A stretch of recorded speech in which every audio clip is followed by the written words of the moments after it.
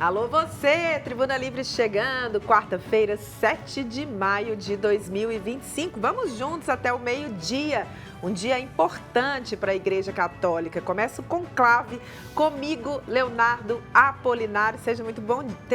Bom dia, né, Léo? Bom dia, Juliana. Já ia te falar, seja muito bem-vindo, mas você já está aqui desde ontem, né? Exatamente, né? Mas não custa nada, não. Bem-vindo de novo, não.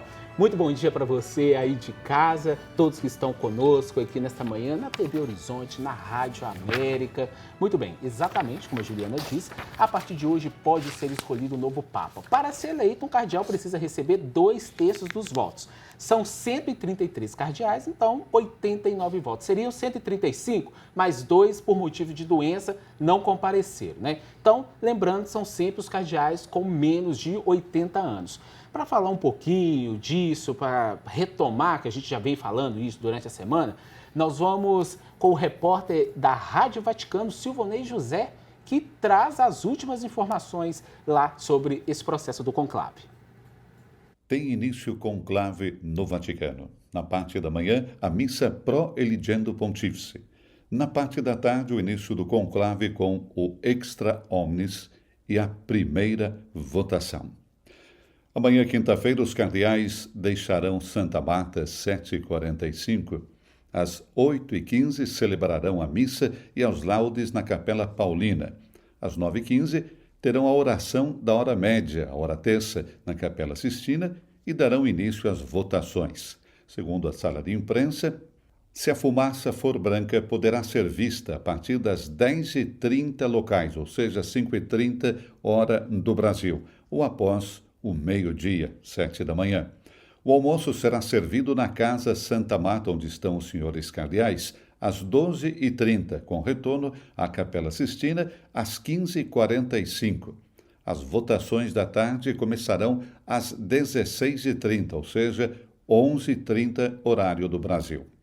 Se houver fumaça branca durante a tarde, é possível que apareça por volta das 17h30, portanto, meio-dia e 30, horário de Brasília. Caso contrário, a fumaça preta poderá ser vista por volta das 19 horas, hora italiana. As atividades do dia se concluirão com a oração das vésperas na Capela Sistina e às 19h30, hora local, os cardeais retornarão à Casa Santa Marta. E ontem, um dia antes da abertura oficial do conclave, foi realizada a 12ª e última Congregação Geral dos Cardeais. Ao todo, participaram 173 membros do Colégio Cardinalício, sendo 130 com direito a voto, conforme informou a sala de imprensa. Como de costume, os trabalhos iniciaram às 9 da manhã com um momento de oração. Em seguida, foram proferidas 26 intervenções, nas quais se abordou uma ampla variedade de temas que dizem respeito diretamente aos desafios contemporâneos da Igreja e o perfil desejado para o próximo sucessor de Pedro. Entre os assuntos tratados, destacou-se a necessidade de dar continuidade às reformas iniciadas pelo Papa Francisco. Temas como as leis contra os abusos, questões econômicas, a renovação da Cúria Romana, a sinodalidade, o compromisso com a paz e o cuidado com a criação foram amplamente debatidos. Com particular ênfase, refletiu-se sobre a missão do novo Papa como um pontifex, literalmente um construtor de pontes, que seja também pastor, mestre de humanidade e rosto de uma igreja samaritana. Lembrando, então, que nós podemos voltar a qualquer momento com imagens ao vivo do Vaticano e com informações direto de lá. Muito bem, nós vamos falar agora um pouquinho sobre... A gente vai falar um pouquinho sobre a Assembleia Legislativa. A Assembleia Legislativa está reunida agora de manhã para votar o reajuste salarial de 5,26% para os profissionais da educação básica do Estado. Em segundo turno, também na agenda está a discussão do trabalho de equipes de enfermagem da rede SUS-BH. O destaque é da repórter Letícia Bessa. A Câmara Municipal de Belo Horizonte realiza nesta quarta-feira, dia 7, uma audiência pública para discutir as condições de trabalho da enfermagem da rede SUS da capital. A reunião pretende analisar as condições de trabalho e o atendimento a usuários por parte de técnicos de enfermagem da Prefeitura, em especial do Hospital Odilon Berens e da UPA, a Unidade de Pronto Atendimento Noroeste. A situação das unidades debatidas a partir da 13h no plenário Elvésio Arantes, com a presença de trabalhadores, sindicalistas e gestores. Interessados podem participar presencialmente na Câmara ou acompanhar a reunião ao vivo pelo canal oficial no YouTube. Repórter Letícia Bessa. Obrigado, Letícia. Diabéticos podem ter acesso a aparelho de medição de glicose contínua em Belo Horizonte. Agora quem chega é o Giovanni Rodrigues com mais detalhes. O projeto de lei criado pelo vereador Pablo Almeida, do PL, tem o objetivo de facilitar o acesso a sensores de monitoramento contínuo de glicose para pacientes que precisam desse acompanhamento. De acordo com o texto, os sensores serão disponibilizados mediante a comprovação da necessidade do uso contínuo, ou seja, os pacientes deverão apresentar documentação, como receita ou laudo de um profissional de saúde que confirme o diagnóstico e a necessidade do monitoramento constante. O documento diz ainda que o projeto ainda precisa passar por algumas mudanças, especialmente na Comissão de Saúde, mas destaca a importância da iniciativa para o bem-estar dos pacientes, principalmente aqueles em situação de vulnerabilidade. A proposta busca garantir um melhor controle glicêmico e melhorar a qualidade de vida dessas pessoas, facilitando o acompanhamento da doença sem necessidade de picadas frequentes nos dedos. Além disso, para ter acesso ao sensor, os pacientes precisam residir em Belo Horizonte. Repórter Giovanni Rodrigues. Obrigada, Giovanni. Olha, uma boa notícia para quem precisa acessar o Parque Municipal. O repórter Newton Lopes tem os detalhes. O Parque Municipal pode ser acessado por 3 novas portarias. Agora, os visitantes também podem entrar no local pela Avenida Afonso Pena, número 1055, pela Rua da Bahia, número 701, próximo ao Viaduto Santa Teresa, e por um novo acesso criado na Alameda Ezequiel Dias, número 300. Os novos acessos se somam às portarias que estavam em funcionamento na Avenida dos Andradas, número 787, e na Afonso Pena, número 1377. Para a Prefeitura, a reabertura das portarias e as novas entradas vão contribuir para o deslocamento da população que atua no hipercentro e facilitar o acesso ao parque. Além disso, muitas pessoas que trabalham nas regiões próximas vão poder usar o espaço no horário de almoço e de descanso. O Parque Municipal está com horário estendido de terça-feira até sábado, com funcionamento de 7 da manhã até 9 da noite e no domingo de 7 da manhã até 5 da tarde, com entrada permitida até 30 minutos antes do fechamento. Repórter Newton Lopes. Obrigada, Nilton. E para você que nos acompanha pela TV Horizonte, o Leonardo traz agora outras informações sobre o conclave. Voltamos já.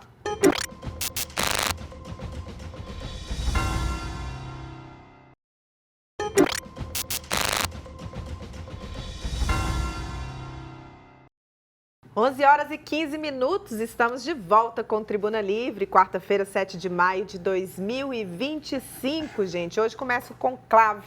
A gente vai exibir a partir de agora imagens diretas da Rádio Vatican News, que você está acompanhando aí pela TV Horizonte.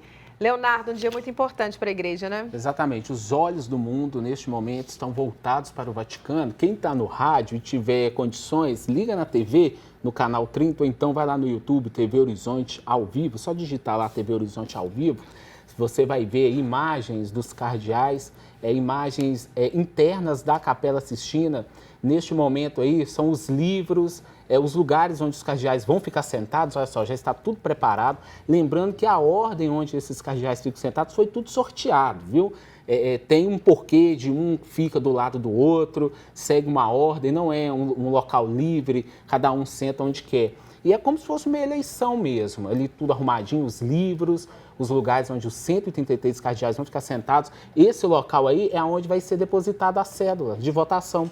Depois que os cardeais votarem, escreverem o nome do seu candidato, eles levantam, vão até a frente, levantam o papel na frente de todo mundo e colocam o papel aí dentro desse recipiente que a gente vê aí, que está ornamentado, todo desenhado aí, com alguns símbolos que retratam a importância e a história da igreja, o cordeiro imolado. Você vê imagens aí do interior, lembrando que esses cardeais eles já estão na Casa Santa Marta desde ontem já, tá? A Casa Santa Marta abriga 125 cardeais. Por quê? São os 125 que votam. Olha eles sentados aí, ó. Eles já estão sentados, aguardando. E só que dessa vez, Francisco nomeou 135. Como eu tinha falado, somente 133 vão votar, outros 2 não vão por problemas de saúde. E a expectativa agora é que 11h30, que agora é o horário de Brasília, né? Os cardeais façam esses juramentos coletivos, individuais. Exatamente. Após esse fechamento das portas, né? Há um discurso dentro da capela, abertura para possíveis perguntas e, em seguida, a gente pode acompanhar a votação, não é mesmo? Como que vai funcionar? Eles estão como se fosse num esquema de anexo à capela. Você está vendo aí a guarda pontifícia, a guarda suíça pontifícia. Eles vão entrar em procissão, já na ordem que eles vão sentar naqueles lugares que nós mostramos agora.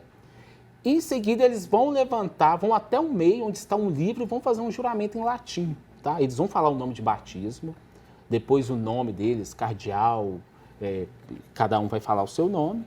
Em seguida, eles sentam e aí sim começa todo esse procedimento, o escrutínio, né? Lembrando que hoje vai ser só esse escrutínio, um só, e não escolhendo um papa hoje, amanhã teremos 2 pela manhã e outros 2 pela tarde. E assim, é muita curiosidade do mundo, né? Principalmente porque a gente tem essa figura emblemática, né? Da fumacinha saindo pela chaminé. Exato. E aonde os olhos do mundo todos ficam prestando atenção para saber que cor que vai sair a fumaça, né? Mas, segundo todos os estudiosos, a expectativa é que hoje, às 14h é a previsão para que a primeira fumaça saia da chaminé da Capela Sistina, mas que muito provavelmente não é essa chaminé que vai realmente já trazer a votação, né, o resultado dessa votação dos cardeais para essa eleição do Papa, não é mesmo, Léo? Exatamente. Essa eleição esse ano, ela está sendo, vamos dizer assim, complexa, porque é a eleição mais globalizada que vai ter. Francisco nomeou muitos cardeais de diversos continentes. Tanto é que os jornais estão apontando possíveis pessoas que serão, possíveis cardeais que podem ser eleitos papas, e são de nacionalidades diferentes. Tem da África, tem gente da Oceania, a América Latina, dessa vez, tem muitos cardeais participantes. Então, a escolha não pode chegar agora, na primeira, por conta disso. E lembrando assim que isso foi inclusive uma característica do Papa Francisco, que mudou o perfil, né, desse colégio cardinalício, né, com essa redução da proporção de europeus e aumento de integrantes, vamos dizer assim, das periferias do mundo, como Exato. Na Ásia, como na África, né, o Leonardo? Inclusive, sim, vamos dizer, não é uma aposta grande, afinal de contas, é aquilo que a gente tem falado aqui no Tribuna, né? Quem entra papa sai cardeal. Então, Exatamente. É muita especulação em cima de quem que é o favorito, quem que não é, mas temos também possibilidade de um dos nomes serem completamente diferentes desse eixo europeu, né?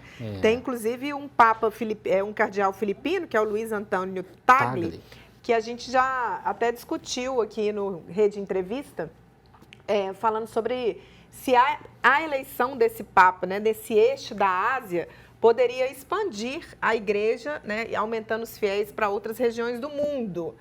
Mas também não quer dizer que isso é certo, né? Pensando, inclusive, que o Papa Francisco, quando foi eleito, aqui na América Latina, a gente teve, inclusive, uma redução de fiéis da igreja, né? Então, assim, muita expectativa, a gente segue acompanhando, Leonardo narra aqui as imagens, né, Léo? Os cardeais continuam aguardando o momento, eles estão ali numa forma de, como se fosse um anexo ali à Capela Sistina, todos já paramentados. Em silêncio. Em silêncio. Lembrando que sinal de telefone está bloqueado. Eles foram para a Casa Santa Marta, Juliana. Já com eles esse não bloqueio, puderam né? levar celular, só puderam levar livros e roupas somente. E aí, como eu estava falando, como o Papa mudou, eram 125, agora são 133, tiveram que fazer uma adaptação na Casa Santa Marta, porque lá só tem 125 aposentos. Então, eles ficaram num prédio anexo, chamado Santa Marta Velha. Então, assim, o Papa fez uma reforma, viu? Uma reforma na igreja. Para você que acompanha a TV Horizonte, ó, imagens belíssimas da Capela Sistina, né? Uma das capelas mais emblemáticas que a gente tem no Vaticano. Nós estamos aqui no Tribuna Livre acompanhando hoje todas as repercussões do conclave que começou nesta quarta-feira e você vai seguir conosco aqui na TV Horizonte, na Rádio América, na Rádio Cultura, acompanhando todas as atualizações sobre este dia histórico, definitivo da Igreja Católica, que vai se estender, obviamente, dos próximos dias, até que a gente tenha realmente a decisão de quem será o novo Papa. Exatamente, pode ser hoje, pode ser amanhã, depois amanhã. Fato é que um cardeal brasileiro deu uma entrevista e falou que acredita que em 2, 3 dias. Lembrando que nos últimos 2 conclaves gastaram-se 2 dias para eleger Bento XVI e, por último, onde Francisco Bergoglio foi eleito Papa. Então, vamos ver. Agora, fato é que quem for escolhido Papa tem um grande desafio. Além de um desafio pastoral na igreja, tem um desafio interno ali no Vaticano. E um dos principais, acho que o principal, vamos dizer assim, assunto interno ali do Vaticano, vai ser equilibrar as contas do Vaticano. E também não podemos esquecer, né, dos legados do Papa Francisco, que você disse muito bem, né, das questões internas da igreja, mas também posicionar essa igreja aí para um mundo abalado pelas crises climáticas, pelos conflitos, pelas guerras, Ucrânia e em Gaza. O Papa Francisco sempre pontuava muito isso, né, a questão da necessidade de um mundo de paz. E os cardeais ontem já sinalizaram que eles querem seguir essa linha. A igreja precisa seguir essa linha. E todos nós, de uma maneira geral, é isso que nós esperamos, tá? Nós seguimos aqui no Tribuna Livre, vamos falar agora no próximo bloco sobre BRT Move, mas a qualquer momento a gente volta com mais informações do conclave e atualizações direto da Rádio Vaticano News, que você acompanha com imagens aqui na TV Horizonte. Leonardo chega agora com informações, gente, importantes sobre o fim da bilheteria nas estações do metrô para você que acompanha a TV Horizonte.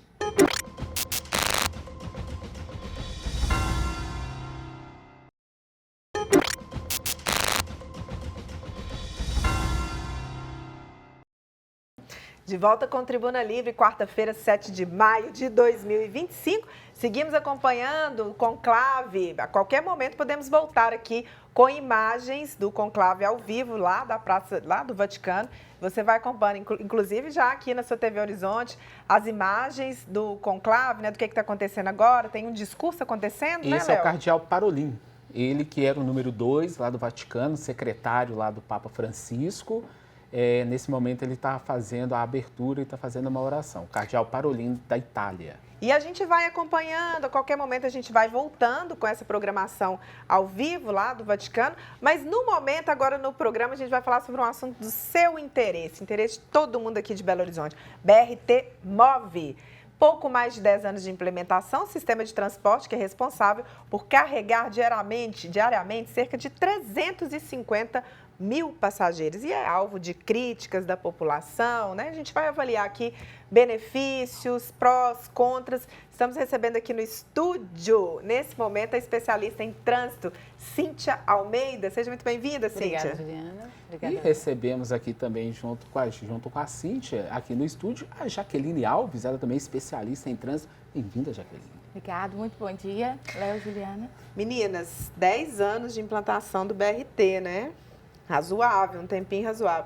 Vamos começar falando assim, lá do começo, quando o BRT veio para Belo Horizonte, a gente sabe que foi um modelo que se espelhou em Curitiba, né? Que é uma cidade que tem muito BRT. Na opinião de... Vamos começar com você, Cíntia? Sim. Na sua opinião, foi uma boa escolha? Foi uma boa escolha. É importante pensarmos que o coletivo tem que ser a prioridade quando se trata em mobilidade urbana. Então, todas as vezes que pensarmos em transportes que sejam mais rápidos, com custo, que dá para melhorar, mas acessível, com conforto, deslocamento apropriado, nós diminuímos os modais individuais e isso faz com que o trânsito flua de uma forma muito mais tranquila para todos, mesmo quem não utiliza o serviço. Então, o modelo de Curitiba foi modelo também para outros países, não só para Belo Horizonte, e aqui algumas dificuldades de topografia, né, que nós vamos discorrer, mas, sem dúvida, foi muito efetivo. A gente pode pensar hoje em 30 mil passageiros, por exemplo, agora 350 mil pelos dados, né, da BH Trans, é um número significativo de usuários com menos modais individuais na via. E nesses 10 anos, você acha que foi implementado, ok, mas parou no tempo? Não evoluiu? Houve evolução. Se nós observarmos a pista principal, os troncais, né, e as vias, os laterais, que são os que alimentam esses principais, nós tivemos avanços, sim.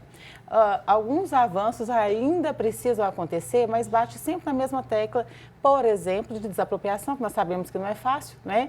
Mesmo que o Estado tenha o império, né, esse poder da desapropriação, sempre tem alguma dificuldade, o tempo dificulta. E essa questão também de dar mais atenção na hora de buscar os parceiros, os cuidados com as licitações, que acabam atrasando os processos, como aconteceu desta vez. Jaqueline, e as suas primeiras colocações, concorda com a Cíntia? Concordo. O BRT, né, interpretação é livre, né, o trânsito rápido de ônibus, a ideia, no caso do sistema do BRT, é muito boa, muito importante. A gente pode falar, sim, que trouxe, né, uma melhora na circulação nas vias, tendo em vista que o ônibus comum trafegando nas faixas normais de trânsito acaba aumentando o congestionamento. Então, trazendo essa faixa exclusiva, uma circulação exclusiva, com cabines, né, bem colocadas, então a gente não tem aqueles pontos dispersos de ônibus aí ao longo do caminho. Isso faz, sim, com que a circulação e o deslocamento ele seja melhor. E concordo que a gente precisa aprimorar certos pontos até para que realmente ele possa evoluir ainda mais para toda a cidade e a região metropolitana. Então nós vamos ouvir o povo que anda de ônibus todo dia, que eu vou me incluir eu nessa também. negócio. Juliana também. Somos. Nós vamos saber, nós fomos até algumas estações, a nossa repórter Elaine, e nós vamos descobrir o que o povo tem a dizer sobre o MOVE. Vamos acompanhar. Bom dia, Juliana Lima, bom dia, Leonardo Apolinário e todos que nos acompanham no Tribuna Livre. Olha, o tema de hoje é sobre o MOVE. Ainda não comecei a ouvir os usuários, mas eu creio que vai dar o que falar. Vamos saber, o MOVE está funcionando direito ou tem muito a melhorar ainda? Aguardem. Meu nome é Bárbara Gás. Eu só acho que teria que aumentar mais, ser um pouco mais rápido. Jerônimo Antônio dos Santos. O MOVE está esculhambado. Cabine na Cristiano Machado está queimada. Justamente a Sagrada Família, né? Até hoje não providenciaram nada. Cristiane Reis está vivendo assim um caos no transporte coletivo, né? Eu já estou aqui há 30 minutos esperando 51. Acabou de chegar e foi, assim, impossível de entrar. As pessoas foram correndo risco dentro dele, né? A porta com dificuldade de fechar. Eu, para não colocar minha vida em risco, resolvi não ir e aguardar o próximo. Meninas, complicado, né? A gente está fazendo uma avaliação mais ou menos positiva aqui, mas a gente sabe que na prática tem muitos desafios, né, Cíntia? É positivo se considerar o que nós tínhamos antes, mas tem muitos desafios. Por exemplo, para chegar, como eu disse, nesses transportes principais, as linhas de bairro ainda são muito precárias. A falta, eu não posso falar em falta de fiscalização, mas realmente uma efetivação do que é exigido para que se mantenha, né, o transporte, isso precisa ser avaliado. Os deslocamentos das vias coletoras é uma reclamação muito comum dos passageiros, né? Nós sabemos que melhorou, mas nós queremos o que está sugerido. Então, o ar-condicionado, o transporte realmente mais rápido, um deslocamento apropriado, então está certo de cobrar. E vale lembrar também, principalmente quando se trata de transporte de massa, né, que o ouvir o passageiro é o mais importante, porque esse feedback, esse retorno, se for imediatamente corrigido à medida que a pessoa que está usando efetivamente o trabalho, o serviço, reclamar, a gente consegue ir absorvendo melhor as reclamações e resolvendo aos poucos até que se torne o maior. O BRT é excelente, mas os deslocamentos laterais ainda são muito ruins. O BRT é excelente, mas o custo da passagem ainda é muito ruim. Nós não esperávamos o transporte, por exemplo, de aplicativos. Então, hoje, para que eu vou ficar dentro de um ônibus esperando por horas, quando, em alguns casos, até com certa precariedade, estou falando do BRT, né? Se eu posso pegar um carro de aplicativo e chegar muito mais rápido, com mais conforto, mas sozinho. Hoje eu vim de aplicativo, optei por não vir dirigindo. Não optei por outro transporte porque eu entendi que era o mais rápido e o melhor.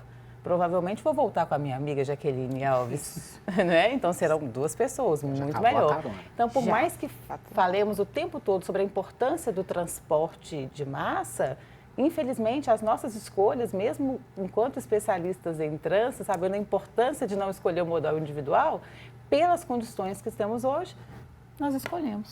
Agora, você disse uma coisa importante, né? Não é só pensar no BRT, nas linhas ali, aqueles ônibus articulados, o padrão, mas também pensar nas linhas alimentadoras. Exato. Porque não adianta você chegar ao centro rápido, voltar para a estação e ficar parado lá, né, É por aí, né, Jaqueline? Exato. A gente pode falar que não adianta também só ter, né? Nós temos que manter. Então, tem toda essa estrutura, né? Das linhas suplementares que vão trazer e se retirar, né? Esse passageiro dessas estruturas, né? Então, a estrutura, inclusive, né? A gente viu reclamação, é precária, muitas vezes aquele aviso lá do ônibus chegando, né? Ele não está funcionando, você tem uma porta que não está funcionando, já não traz, no caso, uma segurança. Aquele ônibus, no caso, que muitas vezes, né, estraga. Então, é importante a gente ter essa manutenção de toda a estrutura, né? Não só, aí eu tenho ônibus, tenho a plataforma, mas tem que ter um estudo, né, realmente para atingir, como a Cíntia falou, qual é a real demanda da população. Nós estamos caminhando para o final desse bloco, mas queria que vocês respondessem. O custo de um ônibus, né, do BRT, ele é muito alto. Então, isso também inviabiliza, entre aspas, né, porque a gente está nessa guerra aí de subsídio, né, as empresas cobrando muito isso, da gente ter muito mais ônibus para poder, né, usufruir dessa estrutura que está pronta. Eu chamo de prioridade. Prioridade. A prioridade tem que ser para a população e é possível custear, uma vez que os veículos continuam sendo fabricados, emplacados a todo momento, as motos cada vez mais nas vias públicas, os transportes com a valorização das faixas rotativas, existe toda uma estrutura e um gasto para manter esses modais individuais.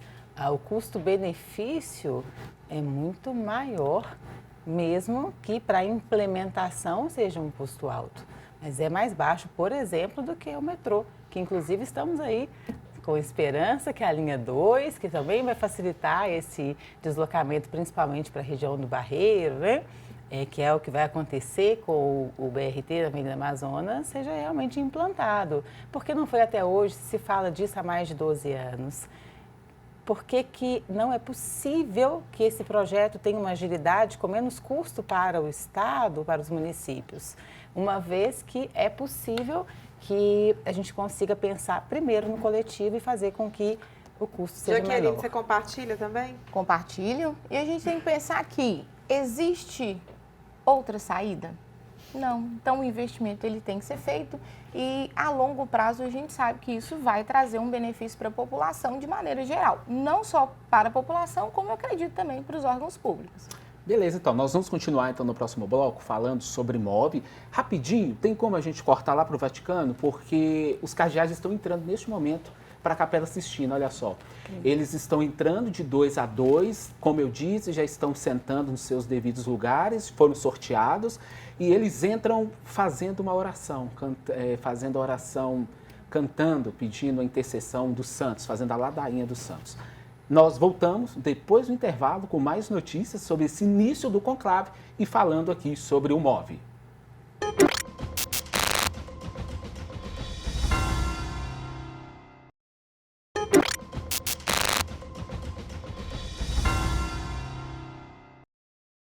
De volta com o nosso Tribuna Livre, quarta-feira, 7 de maio de 2025. Seguimos falando, gente, sobre BRT MOVE, recebendo aqui no estúdio as especialistas em trânsito, Cíntia Almeida e Jaqueline Alves. Vamos seguir nessa toada de BRT. Aí, 350 mil passageiros, segundo as estimativas aí, usando o BRT MOVE. A gente tem um problema crônico em Belo Horizonte, que é convencer as pessoas a deixarem o aplicativo, deixarem o carro em casa, as motos e usarem o transporte coletivo. A gente está num abismo, vamos dizer assim, né? Porque não tem mais como deixar isso para depois. E o que assusta é que toda a população tem a resposta. Não precisa ser especialista em trânsito. O transporte coletivo tem que nos dar condição de deslocamentos onde realmente nos tire de onde nós estamos e nos leve para onde queremos ir.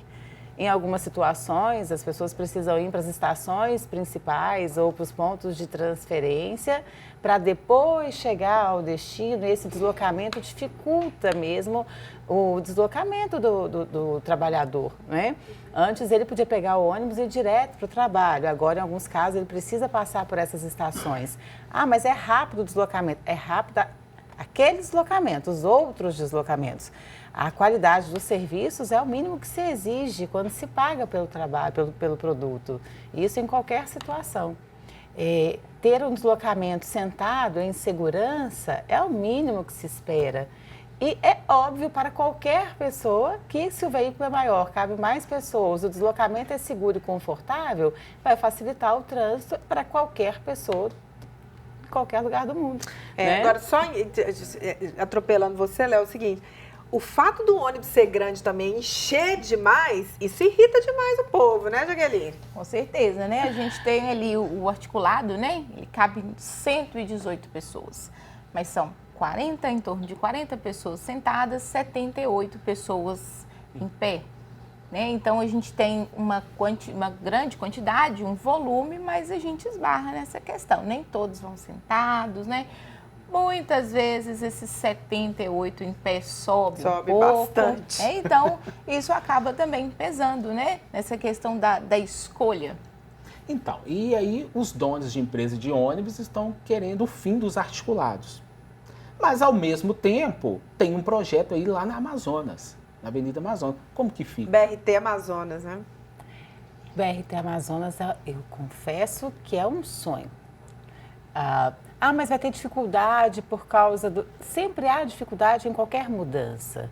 Tem que se fazer adaptações em qualquer projeto para o bem coletivo, nós sabemos disso, né? Existem várias questões ainda a serem observadas para que a implantação realmente aconteça, mas todas elas, qualquer pessoa relacionada à mobilidade, a deslocamento, consegue achar uma saída para que todos tenham mais conforto nesses deslocamentos. O que eu quero dizer é que a Avenida Amazonas é o corredor principal que leva, por exemplo, diretamente a Betim, a Contagem, que leva para vários outros bairros. Se for dada uma atenção maior para o corredor principal, para um deslocamento seguro, rápido, com custo acessível, a resposta com certeza vai ser um retorno, como aconteceu na Cristiano Machado e com a implantação também na Antônio Carlos. Nós precisamos saber o que cada um quer. Como falei no começo, a prioridade é do trabalhador, é de quem usa o serviço, é de quem chega mais rápido, fica mais tempo com seus filhos, volta para casa em segurança. Agora, o que as empresas de ônibus, o que individualmente as empresas buscam, precisa ser considerado. E a população é que precisa ser ouvida. Ela mesma disse, liga Betim a Contagem, e tem também os ônibus da região metropolitana. Então, talvez seria importante também uma integração com o MOVE metropolitano? Exatamente, essa é a proposta. Inclusive, só é possível que aconteça com uma integração, porque os ônibus circulam pela Avenida Amazonas. Então, essa conversa, esse diálogo também na região metropolitana tem que acontecer, essa integração tem que ser possível para que seja efetivo. Hoje, Jaqueline, cabem mais corredores de MOVE em Belo Horizonte? Então, a gente também esbarra nessa questão, né? Não é apenas a implementação, no caso do ônibus, a gente tem que pensar também, e existe, né, essa questão do projeto, até na Amazonas mesmo, dessa questão da estrutura. Então, juntamente com a estrutura em si, né, o BRT, as suas cabines, a gente sabe que a prefeitura também ela vai precisar de mexer, né, nessa estrutura viária, justamente para quê? Para trazer o BRT, né, para ampliar de forma que a gente tem esses corredores exclusivos, mas que não atrapalhem, no caso, na circulação. Muitas vezes a gente tem, por exemplo, a implementação, vamos implementar uma faixa, uma ciclovia. O que é feito? Eu pego uma pista de um mesmo tamanho e vou ali e coloco aquela faixa do ciclista, mas eu não mexi nessa estrutura. Então, eu diminuo a estrutura ali, né, para caber, no caso, um ciclista, e a circulação dos automóveis ali, ela vai ficar maior, porque o espaço é menor. Então, a gente tem que pensar nisso também, né? A estrutura, no caso, que vai receber, no caso, o BRT, ela tem que ser ampliada para que essa circulação, no caso, nas faixas, ela seja, no caso, uma circulação realmente fluida, né? Deslocamento, ele seja geral, mas que os outros veículos também circulem. Ô, meninas, nós estamos caminhando para o final, então vou dar um minutinho para cada um para dar suas considerações finais sobre o BRT. Vou começar aqui com a Cíntia. Certo. Precisamos, então, sempre avaliar quais são os benefícios, né, dos transportes dentro dos perímetros urbanos, mas principalmente, primeiro se implementa o que nós já sabemos que funciona em vários outros locais, depois se cria uma estrutura para que aquilo funcione de forma adequada. A largura da pista, muito bem falado agora sobre a Jaqueline, ela é muito maior para que seja implementado um BRT, diminui o espaço para os carros, pode dar a ideia de que pode gerar um congestionamento maior. Mas a ideia é a contrária. Primeiro a gente implementa, depois a gente cria uma cultura para que as pessoas entendam que é interessante aquele deslocamento naquele veículo. Ah, para que colocar ciclofaixa porque ninguém anda de bicicleta? Não anda porque não tem ciclofaixa. Se tiver ciclofaixa que dê segurança para os deslocamentos, as pessoas vão andar de bicicleta. Então, é pensar sempre nisso. Primeiro eu crio condições para todos e depois a gente cria cultura para que funcione. Jaqueline, suas considerações. É uma alteração que pode dar trabalho, né? Financeiro, estrutural, mas a gente tem que pensar lá na frente, né? É um retorno, no caso, para a população, que vale sim o investimento, vale a atenção, no caso dos órgãos públicos, porque, como Cíntia falou, né? Essa estrutura ela tem que ser criada, tem que ser mostrada e a população ela tem que ver que aquilo é atrativo, de forma que ela mesma, né, tenha a consideração de deixar sua moto, o seu automóvel em casa e pegar aquele veículo, porque ela sabe que ela tem um retorno, né, em financeiro, vai gastar menos, no caso, pela circulação, vai deslocar mais rápido e com segurança. Então, a gente pode falar que vale sim o investimento e o retorno ele vai vir. Então, eu quero agradecer vocês, a Cíntia Almeida, a Jaqueline Alves, obrigado pela presença aqui. E vale lembrar que você que utiliza o transporte público municipal, qualquer problema, reclamação, utilize o número 156, ou pelo aplicativo da PBH, ou pelo WhatsApp 319-8472-5715, 319-8472-5715, tá bom? Lembre-se de informar o número do veículo, aquele número que vem, a linha do veículo, informações de data e horário. É isso, gente. Olha, nós vamos agora continuar com imagens, né, direto lá do Vaticano, no Vaticano, nesse dia do conclave. Leonardo, o que está acontecendo agora? Os cardeais já entraram, como a gente tinha falado, está vendo a guarda pontifícia, a guarda suíça pontifícia. Os cardeais entraram e, neste momento, eles estão fazendo o juramento. O primeiro a fazer esse juramento foi o cardeal Parolin. Ele puxou a fila, nós vamos ver imagens daqui a pouquinho, lá de dentro. E o que acontece? Tem um livro lá no meio da Capela Sistina e cada cardeal se levanta, vai até esse livro e faz um juramento. Esse juramento é em latim. Lá dentro tem um coral que está cantando, é o coral do Vaticano, o coral do Papa da Capela Sistina, que é uma curiosidade, ele é regido por um brasileiro, viu? É o Monsenhor Marcos Pavan, ele é de São Paulo, já conversou com a gente aqui, e ele é o maestro do coral. E está ainda na frente do livro lá, né, do livro de juramento, o cardeal Parolin, sendo acompanhado por 2 assistentes, 2 monsenhores, que estão participando desse conclave. Lembrando que tem outras pessoas que estão participando, que também tiveram que fazer um juramento, porque nada do que acontece ali pode ser falado antes. É um dia muito emblemático para todos nós, uma cerimônia muito bonita, né? A gente está acompanhando aí imagens da Capela Sistina. É realmente assim um momento que todos nós católicos estamos esperando, mas que tem repercussões e no mundo inteiro. Afinal de contas, o Papa não é um líder só da Igreja Católica, né? É um líder que influencia o mundo inteiro. E a gente vai seguindo com essas imagens, lembrando que daqui a pouco, às 2h é a primeira expectativa de sair a fumaça, e que provavelmente não é ainda essa fumaça para decretar o novo Papa. Você vai acompanhando com a gente aqui na Rádio América e na TV Horizonte. Leonardo, alguma informação? Sim, o cardeal Parolin, então, como eu disse, continua lá.